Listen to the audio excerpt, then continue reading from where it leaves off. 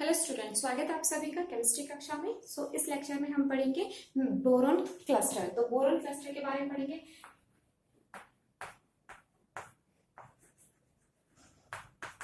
तो प्रीवियस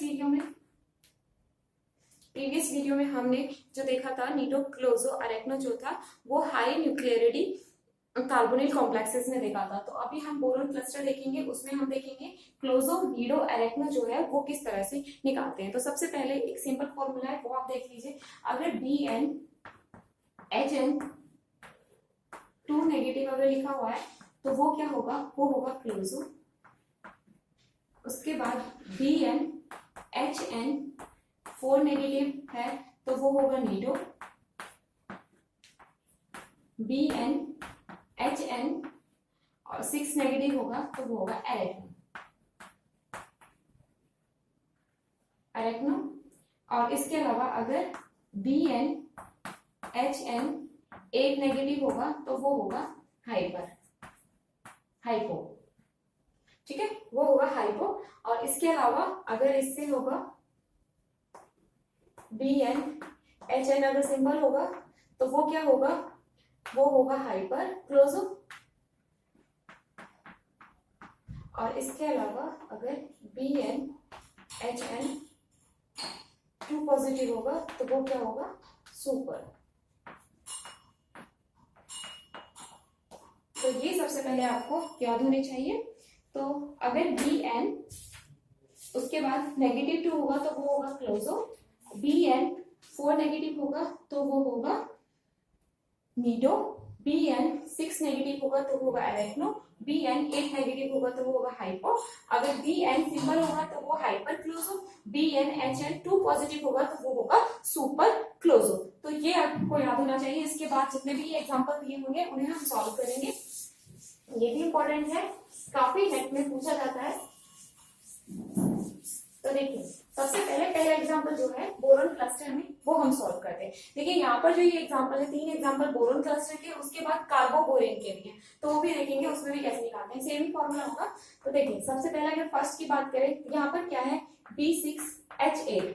ठीक है, अभी हमने जो फॉर्मूला देखा था उसमें देखिए आप एक चीज गौर की होगी, BnHn यानी कि बी और बोरोन और हाइड्रोजन की जो नंबर ऑफ बोरोन और नंबर ऑफ हाइड्रोजन वो है वो सिमिलर है। ठीक है, दोनों के लिए कितना n है। तो वो अगर यहाँ पर देखें तो यहाँ पर बोरोन 6 है और हाइड्रोजन कितने हैं, 8 है। तो वो कैसे करने होंगे, तो देखिए यहाँ पर B6H8 हो, अगर इसको सिमिलर करना होगा, बोरोन नंबर ऑफ बोरोन और नंबर ऑफ हाइड्रोजन अगर सेम करने होंगे तो इसमें से कितने हाइड्रोजन माइनस करने होंगे, इसमें से 2 हाइड्रोजन माइनस करने होंगे। यानी कि 2 हाइड्रोजन माइनस करेंगे तो 2 नेगेटिव चार्ज आ जाएगा।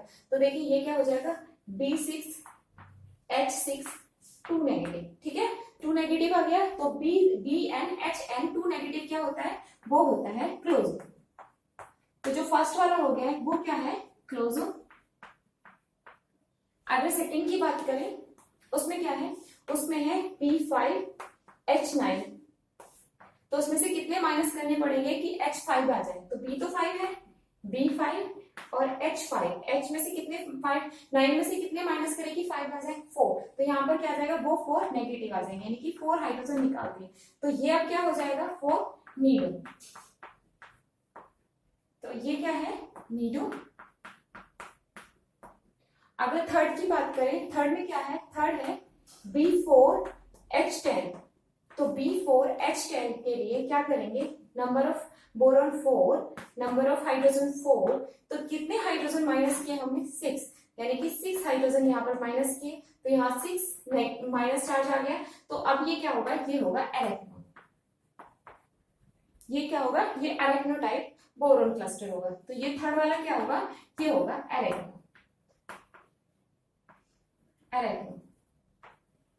ठीक है, ये 3 हो गए हैं।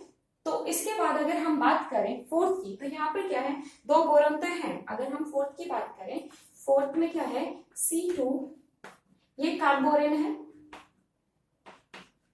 इसको क्या बोलते हैं, कार्बोरेन। तो इसमें क्या है कि बोरॉन और हाइड्रोजन तो हम कर लेंगे, ठीक है, जैसे हमने पहले किया था कि number of carbon, number of boron और नंबर ऑफ हाइड्रोजन हम सिमिलर कर लेंगे, 2 हाइड्रोजन निकालेंगे और उसके बाद बोरॉन 10 हो जाएंगे और हाइड्रोजन 10 हो जाएंगे, ऊपर -2 आ जाएगा, तो क्या वो क्लोज हो जाएगा। देखिए अगर आप इसको ऐसे सॉल्व करते हो कार्बोरॉन को, यहाँ पर क्या लिखते हो C2 B10 B10 H10 और यहाँ पर क्या लिखते हैं 2 नेगेटिव, कि ये क्या हो गया क्लोज। तो ये आपका क्या हो जाएगा, गलत हो जाएगा, ये ऐसे नहीं करते। इसके लिए कैसे क्या देखना होता है, देखिए जो कार्बन है, अगर हम कार्बन के वैलेंस इलेक्ट्रॉन की बात करें तो इसके वैलेंस इलेक्ट्रॉन कितने होते हैं, इसके वैलेंस इलेक्ट्रॉन होते हैं, वैलेंस इलेक्ट्रॉन कितने होते हैं 4 होते हैं, ठीक है। अगर बोरॉन की बात करें, अगर हम सिंपल लिखे कार्बन का कितना होता है 6 होता है, 1s2 2s2 2p6, तो ये वैलेंस इलेक्ट्रॉन है इसके कितने हो गए 4 हो गए, किसके कार्बन के 4 वैलेंस इलेक्ट्रॉन हो गए। अगर बोरॉन की बात करें तो बोरॉन का क्या होता है 1s2 2s2 2p1 होता है, यानी कि बोरॉन के वैलेंस इलेक्ट्रॉन कितने होते हैं, वैलेंस इलेक्ट्रॉन कितने होते हैं 3 होते हैं, और कार्बन के वैलेंस इलेक्ट्रॉन कितने हैं 4 और बोरॉन के वैलेंस इलेक्ट्रॉन 3। अगर हाइड्रोजन की बात करें तो हाइड्रोजन के जो वैलेंस इलेक्ट्रॉन कितने होते हैं 1s1, तो हाइड्रोजन का वैलेंस इलेक्ट्रॉन कितना होता है 1। इसका मतलब क्या हो सकता है कि एक कार्बन वो किसके बराबर हो सकता है, एक कार्बन बराबर है एक बोरॉन प्लस एक हाइड्रोजन, यानी कि कार्बन के वैलेंस इलेक्ट्रॉन कितने हैं, कार्बन के वैलेंस इलेक्ट्रॉन है 4, वो किसके बराबर है बोरॉन के वैलेंस इलेक्ट्रॉन प्लस हाइड्रोजन के वैलेंस इलेक्ट्रॉन, ठीक है, उनके बराबर है, इक्वल टू, यानी कि एक कार्बन एक BH के बराबर है, एक कार्बन जो है वो एक बोरॉन हाइड्रोजन के बराबर है, यानी कि एक कार्बन की जगह हमें क्या ऐड करना होगा, एक बोरॉन और एक हाइड्रोजन ऐड करना होगा, तो वही हम कर लेते हैं। अगर इसकी बात करें यहाँ पर ये क्या दिया हुआ है C2 की जगह क्या आ जाएगा, C2 की जगह आ जाएगा BH2, एक कार्बन का मतलब एक BH और 2 कार्बन का मतलब 2 BH2, उसके बाद क्या है B10 और H12। अब इसको सॉल्व कर लेते हैं,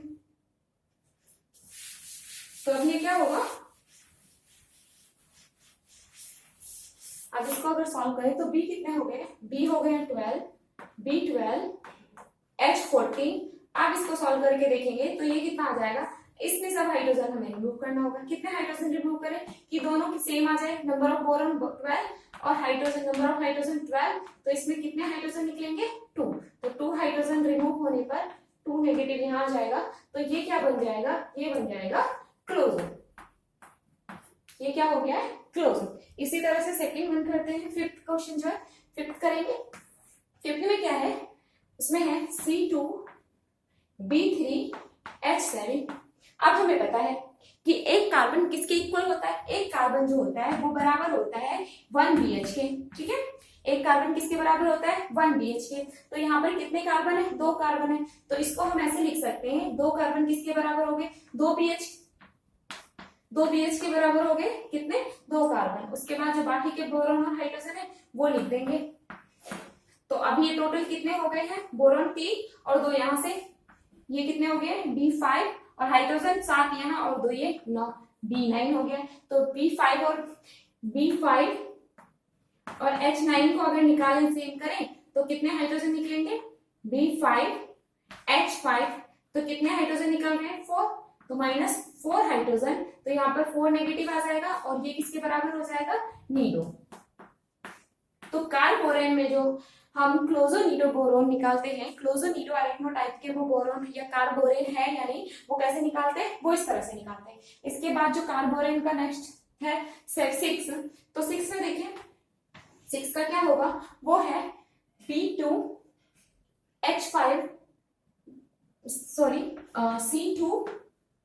B5 H9, तो ये है C2 B5 H9। तो अभी हमें पता है कि एक कार्बन किसके बराबर होता है, एक BH के बराबर होता है, तो 2 कार्बन किसके बराबर होंगे, यानी कि 2 कार्बन होंगे 2 BH के बराबर होंगे, ठीक है। उसके बाद क्या करना है, तो बोरेन है 5, तो B5 और हाइड्रोजन कितने हैं 9, तो इनको अब ऐड करके लिख लेते हैं। तो टोटल बोरेन कितने हैं इसमें 5 ये और 2 ये, तो ये हो जाएंगे बोरेन B7। उसके बाद हाइड्रोजन कितने H11। अब इनको हमें सॉल्व करना है, तो B7 और H11 में कितने हाइड्रोजन जाएंगे कि ये सेम हो जाए B7 और H कितना 7, तो ये कितने माइनस होंगे 4 हाइड्रोजन, अगर इससे माइनस कर दे 7 और 4 कितने होंगे 11, तो हाँ 4 हाइड्रोजन माइनस कर दे तो ये क्या आ जाएगा 4 नेगेटिव, और 4 नेगेटिव आने पे वो क्या हो जाता है, वो हो जाता है नीडो। ठीक है, वो क्या हो जाता है नीडो। तो फर्स्ट वाला क्या था, क्लोजो था, दूसरा नीडो, तीसरा एरेक्नो, और थर्ड क्या है, थर्ड एरेक्नो, फोर्थ क्या है, फोर्थ आया है क्लोजो, फिफ्थ क्या है, फिफ्थ आया है नीडो, और थर्ड क्या है, सिक्स क्या है, सिक्स भी क्या है नीडो, सिक्स भी क्या है नीडो। और जो नेक्स्ट एग्जाम्पल है वो भी देखेंगे, फिर इसके बाद सॉल्व करेंगे।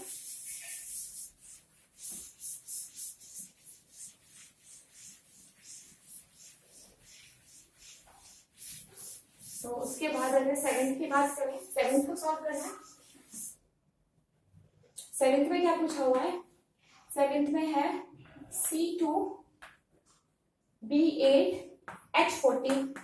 तो देखिए इसमें क्या करना है, सिंपल वही करना है कि हमें पता है एक कार्बन किसके बराबर है, एक कार्बन एक BH के बराबर होता है, तो हमें क्या लिखना है, दो कार्बन किसके बराबर है, दो BH के बराबर होंगे, तो ये होल्ड वाइज B8H14, और उसके बाद ये क्या आ जाएगा, ये आ जाएगा B10H16। अब इसमें से कितने माइनस करेंगे, कितने माइनस करें कि ये भी 10 हो जाए, तो ये -6 हाइड्रोजन करेंगे, तो ये कितना हो जाएगा B10H10 और -6, यानी कि ये कैसा हो जाएगा, ये एरेक्नो टाइप हो जाएगा, ये कैसा हो जाएगा एरेक्नो टाइप। तो जो 7 है वो क्या हो जाएगा, वो एरेक्नो हो जाएगा,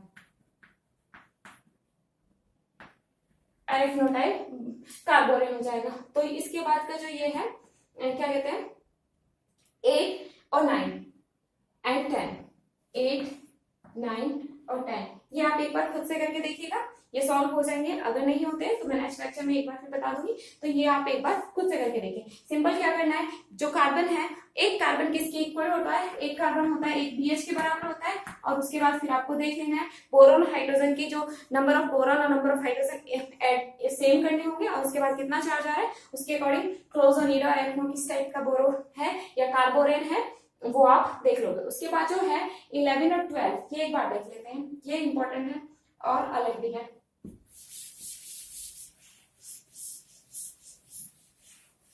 ये है आपका 3, आपको करने होंगे खुद से, इजी है, ज्यादा इसमें डिफिकल्टी नहीं आएगी। तो अभी देख लेते हैं 11 में क्या है, B3H7 और इसमें क्या है FeCO का होल थ्राइस और ये ट्वाइस। ठीक है, ये दिया हुआ है। अब इसमें क्या बताना है, इसमें बताना है कि ये एरेक्नो है, नीडो है, क्लोजो है, क्या है। तो आप कैसे बताओगे, यहाँ पर तो कार्बन था, चलो कार्बन आपने किसके बराबर मान लिया, कार्बन आपने बराबर मान लिया BH के बराबर मान लिया है। ठीक है, अभी यहाँ पर कैसे करोगे कि ये जो है सेम हो जाए। ठीक है, ये क्लोजो नीडो एरेक्नो आप बता सको। इससे पहले या इसको बताने से पहले आपको एक टर्म्स पता होना चाहिए। ठीक है, इसको बताने से पहले आपको क्या पता होना चाहिए, एक पता होना चाहिए term isolobal analogy. Isolobal analogy आपको पता होना चाहिए। तो आइसोलोबल एनालॉगी क्या होती है, उसमें क्या होते हैं, मेन ग्रुप के जो एलिमेंट्स है और ट्रांजिशन मेटल के जो क्लस्टर है उनमें सिमिलरिटी बताते हैं। नंबर, इलेक्ट्रॉनिक, अगर उनकी बात करें, नंबर की बात करें, और उनकी इफेक्टिव जो एनर्जी होती है उनकी बात करें, या फ्रंटियर ऑर्बिटल मॉलिक्यूलर जो डायग्राम होते हैं वो, और इसके अलावा अगर बात करें वो क्या होते हैं, वो सिमिलर होते हैं, वो सिमिलर होते हैं, आइडेंटिकल नहीं होते, सिमिलर होते हैं। तो वो क्लस्टर और मेन ग्रुप, तो ये क्या करते हैं, main group element, main group और ट्रांजिशन मेटल के बीच में हम एक रिलेशन बताते हैं, जिसमें हम आइसोलोबल एनालॉगी में एक रिलेशन बताते हैं। मतलब अगर कोई मेन ग्रुप एलिमेंट है, मान लीजिए कार्बन है 4 है, और उसके बाद ट्रांजिशन एलिमेंट है, उसके टोटल इलेक्ट्रॉन काउंट कितने हैं, वो 14 है, तो वो आपस में क्या होंगे, वो आपस में एनालॉग होंगे। ठीक है, वो आपस में क्या होंगे, एनालॉग होंगे। उसी तरह से अगर कोई मेन ग्रुप है, नाइट्रोजन है, उसके वैलेंस इलेक्ट्रॉन 5 है, तो वो किससे एनालॉगी होगा, वो होगा ट्रांजिशन मेटल एलिमेंट, जो कि किसमें कितने टोटल वैलेंस इलेक्ट्रॉन हो, 15 हो, टोटल वैलेंस इलेक्ट्रॉन काउंट कितने हो, 15 हो। अगर इसी तरह से बात करें ऑक्सीजन की, ऑक्सीजन में 6 है, तो वो किसके साथ एनालॉगी होगा, जिसमें ट्रांजिशन मेटल में जिसमें टोटल इलेक्ट्रॉन काउंट कितने होंगे, 16 होगा। उसी तरह से 7 किसके साथ होगा, 17 के साथ होगा। 8 किसके साथ होगा, 18 के साथ होगा। इस तरह से तो ये तो होते हैं बाय लिगेंड के थ्रू बता दिया हमने कि टोटल वैलेंस इलेक्ट्रॉन कितने। इसके अलावा जो दूसरा है बाय स्ट्रक्चरल भी हम बता सकते हैं। मतलब अगर मेन ग्रुप का क्या है, अगर मेन ग्रुप का इसको ऐसे करते हैं, एक तरह इस तरह से भी बता सकते हैं आपस में एनालॉगी है। और इसके बाद कैसे बता सकते हैं कि अगर क्लोज मेन ग्रुप का क्लोजो है और ट्रांजिशन मेटल का क्लोजो है, वो आपस में क्या होंगे, एनालॉगी होंगे। एनालॉगी को डबल एरो के उससे शो करते हैं, ठीक है। ये एनालॉगी का सिंबल होता है, इस तरह से इसको डबल हैंडेड एरो से शो करते हैं और उसके ऊपर 0 लगा देते हैं या नीचे। ये इसका मतलब होता है ये आपस में क्या है, एनालॉगी। क्लोजो क्लोजो के साथ होगा, नीडो नीडो के साथ होगा और एरेक्नो एरेक्नो के साथ होगा। एरेक्नो एरेक्नो एरेक्नो के साथ होगा। ये आपस में क्या होंगे, एनालॉगी होंगे। उसके अलावा अगर बात करें एनालॉगी में, तो एक एग्जांपल अगर ले हम, जैसे कि MnCO4 ना, ये ले और इसके बाद ले मेन ग्रुप का CH3 ले, ठीक है। तो इसमें अगर टोटल इलेक्ट्रॉन काउंट बताएं तो वो कितने होते हैं, टोटल इलेक्ट्रॉन काउंट इसमें कितने, 7 प्लस 4 इंटू 2, तो ये कितने हो गए, 17, ठीक है, सॉरी 15। ये कितने हो गए, 15। इसके वैलेंस इलेक्ट्रॉन कितने, 4 प्लस 3, तो ये कितना हो गया, 7। तो आपस में क्या हो गए, एनालॉगी हो गए। इसके अलावा अगर बात करें Cl की, तो Cl के वैलेंस इलेक्ट्रॉन कितने होते हैं, 7। Cl के वैलेंस इलेक्ट्रॉन कितने होते हैं, 5, ठीक है। वैलेंस इलेक्ट्रॉन कितने होते हैं, 5 होते हैं।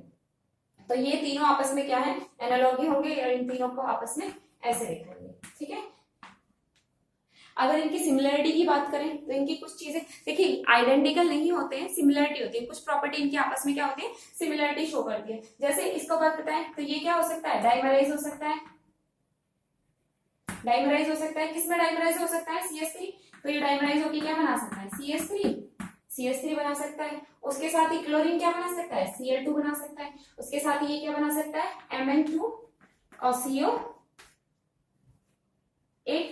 ये बना सकता है। तो ये भी डाइमराइज हो सकता है। उसके अलावा अगर बात करें तो ये अपना आयन में टूट सकता है, Cl नेगेटिव में, ये CH3 नेगेटिव में हो सकता है। अगर हम बात करें RMgX की, CH3MgX की बात करें तो इसमें CH3 क्या होता है, नेगेटिव होता है। तो ये भी किस में आ सकता है, ये भी इस ग्रुप में आ सकता है, MnCO4 नेगेटिव, ये भी इसमें आ सकता है, मिल सकता है। तो कहने का मतलब ये है कि ये कंपाउंड कुछ प्रॉपर्टी ऐसी होती है जो इनमें सिमिलरिटी शो करती है। तो ऐसे कंपाउंड्स को क्या कहते हैं, आइसोलोबल एनालॉगी होती है इनमें। तो ये क्लोजो क्लोजो में होती है, नीडो नीडो में होती है, अरेक्नो अरेक्नो में होती है। या फिर क्या हो सकता है कि इनके जो वैलेंस इलेक्ट्रॉन है वो कितने होते हैं, जैसे इसका 5 है, इसका इसके साथ नहीं हो सकता है। अगर ये 15 है तो ये 4 5 6 7, तो ये इसका सॉरी इसमें क्या होगा, ये होगा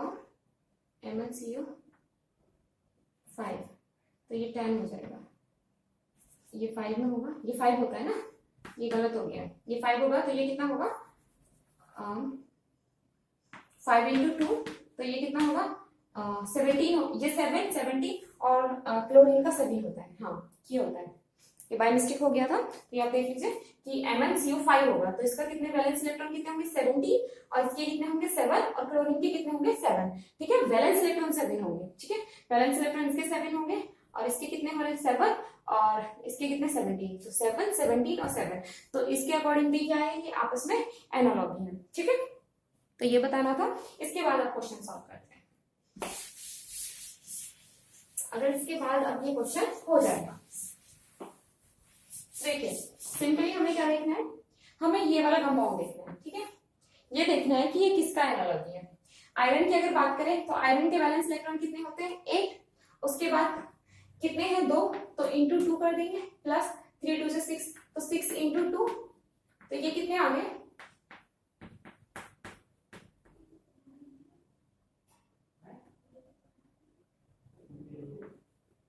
28, और ये कितने हैं 2 इलेक्ट्रॉन, 2 मेटल है, तो एक मेटल का हमें निकालना है, कितने हो गए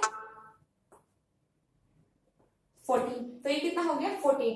14 का मतलब कि ये FeCO3 या Fe2CO6 किसका एनालॉगी है, ये है कार्बन का एनालॉगी। तो 4 से मतलब किसका होता है, 4 का मतलब होता है एक कार्बन में कितना होते हैं 4 होते हैं, ठीक है, कार्बन में कितने होते हैं 4 होते हैं, और इसका क्या हो गया 14 हो गया। और एक कार्बन किसके बराबर होता है, एक कार्बन बराबर होता है 1 BH के बराबर होता है, ठीक है, एक कार्बन किसके बराबर होता है, वो होता है 1 BH के बराबर होता है। तो अब इसमें देख लेंगे, एक कार्बन अगर BH के बराबर होता है तो ये क्या हो गया कि पूरा ग्रुप किसके बराबर हो गया, एक कार्बन के बराबर, और ये कितना हो गया, ये मतलब कि अगर 2 ग्रुप लगे हुए हैं तो ये 2 हम इसको ऐड कर देंगे, यानी कि एक का मतलब 4, एक Fe ग्रुप, यानी कि अगर इसको बात करें इसकी, ये कितना होगा, इसमें भी 14 होगा, ठीक है, इसमें कितना होगा 14 होगा। अगर एक का 14 है तो ये कितने हैं, ऐसे 2 ग्रुप हैं, तो इसलिए क्या हो जाएगा इनके, ये 2 डाइमराइजिंग को वो कर देंगे, डबल रख देंगे। देखिए अगर इसको सिंपल, ये कितने हैं 2, अगर इनको डायमंड ना करके सिंपल ऐसे करें, 8 प्लस CO कितने हैं 3, तो 3 2 जा 6, तो कितना हो गया 14, तो एक कितना हो गया 14, तो एक बराबर कितना 14 किसके बराबर है, कार्बन के बराबर है, और कार्बन किसके बराबर है BH के बराबर है। तो ऐसे कितने ग्रुप हैं, 2 ग्रुप हैं, यानी कि FeCO3 कितने हैं 2 हैं, तो यानी कि 2 BH यूनिट है। तो इसको कैसे सॉल्व करेंगे, B3H7, और ये क्या हो गया BH का होल ट्वाइस। अब इसको क्या है, इसको क्लोजोनिडो निकाल देंगे, तो ये क्या हो जाएगा B5H9, और इसको अब क्या कर देंगे, ये होगा B5H5 और 4 नेगेटिव, 4 हाइड्रोजन क्या हो जाएंगे माइनस हो जाएंगे, तो ये क्या बन जाएगा क्लोजोनिडो, तो ये क्या हो जाएगा नीडो। तो ये वाला एग्जांपल क्या हो जाएगा, ये हो जाएगा नीडो, ठीक है, ये हो गया नीडो। और लास्ट की बात करें, ये हो गया 12 की अगर बात करें C2B4H6PT PET3 होल्ड वाइज, ठीक है, ये क्या है होल्ड वाइज है इसका, ये सिंपल से होल्ड वाइज, इसी का होल्ड वाइज है, ठीक है, एक ही यूनिट दी हुई है, तो इस यूनिट का निकाल देंगे पहले हम। तो प्लेटिनियम का कितना होता है वैलेंस इलेक्ट्रॉन 10, उसके बाद कितना PS3 कितना डोनेट करता है 2, तो 2 है तो 2 कितने डोनेट करेंगे 2, उसके बाद ये हो जाएंगे 4, तो ये हो जाएगा 14, तो 14 मतलब किसके बराबर, कार्बन के बराबर, 14 मतलब किसके बराबर, कार्बन के बराबर, ये एक दूसरे के एनालॉगी होंगे। और कार्बन किसके बराबर होता है, एक कार्बन किसके बराबर होता है, वो एक BH यूनिट के बराबर होता है, यानी कि इसकी जगह हमें क्या ऐड कर देना है, एक BH यूनिट ऐड कर देंगे। तो और 2 कार्बन है, 2 कार्बन किसके बराबर होंगे, यानी कि इसको कैसे लिखेंगे, ये 2 कार्बन है, 2 कार्बन किसके बराबर होंगे, 2 BH यूनिट के बराबर होंगे। तो इसको कैसे लिख सकते हैं, BH होल्ड वाइज 2 कार्बन की जगह, उसके बाद क्या है B4H6, और इस ग्रुप की जगह कितना आ जाएगा, एक BH यूनिट यहाँ पर आ जाएगी। ऐड कर लेंगे सभी को, ऐड कर लेंगे इस सभी को, तो क्या आ जाएगा, ये हो जाएगा BH, ये क्या हो जाएगा, ये हो जाएगा B 2 और एक 3 4 और 3 कितना हुआ 7 प्लस H कितने कर लेंगे 2 6 7 8 और एक 9, ये 9 हो जाएंगे। और इसको कितना माइनस करना होगा B7H7, तो 2 हाइड्रोजन नेगेटिव निकल जाएंगे, तो ये क्या हो जाएगा B7H7 2 नेगेटिव, तो ये क्या हो जाएगा क्लोजो। तो ये हो गया इस तरह से, तो इस वाले का वो क्या हो जाएगा, आंसर हो जाएगा क्लोजो। देखिए इसको एक बार फिर से समझ लीजिए, C2BH4B4H6 प्लेटिनियम PDE3 E3, और ये हो गया होल्ड वाइज, यानी कि PET3 होल्ड वाइज हो गया। तो प्लेटिनियम का अगर निकालेंगे तो इसका 10 हो जाएगा, और PET3 यानी कि PR3 जो कितने इलेक्ट्रॉन कंट्रीब्यूट करता है 2 इलेक्ट्रॉन कंट्रीब्यूट करता है, 2 है तो ये कितने 4, तो 10 और 4 14, तो 14 किसके बराबर हो जाता है, 14 बराबर होगा 4 के एनालॉगी होगा, यानी कि कार्बन के बराबर होगा, और एक कार्बन किसके बराबर और एक BH यूनिट के बराबर होता है, यानी कि इसमें टोटल कितने कार्बन हम मान सकते हैं 3, तो 2 कार्बन की 2 BH यूनिट और एक पीटी PED3 का होल ट्वाइस की कितना 1 BH, यानी कि 1 BH यूनिट और टोटल ऐड कर देंगे। उसके बाद देख लेंगे B7H7 आने पे कितने इलेक्ट्रॉनिक हाइड्रोजन निकल गए, 2 हाइड्रोजन निकल रहे, तो ये क्या होगा, क्लोज हो गया। तो कार्बोरेन और बोरेन क्लस्टर के जितने भी एग्जांपल हो सकते थे वो हमने सॉल्व कर लिए। इसके बाद जेंडर लाइंस एक कॉन्सेप्ट बचा है, वो हम देखेंगे नेक्स्ट लेक्चर में। I hope it will help you. Thank you.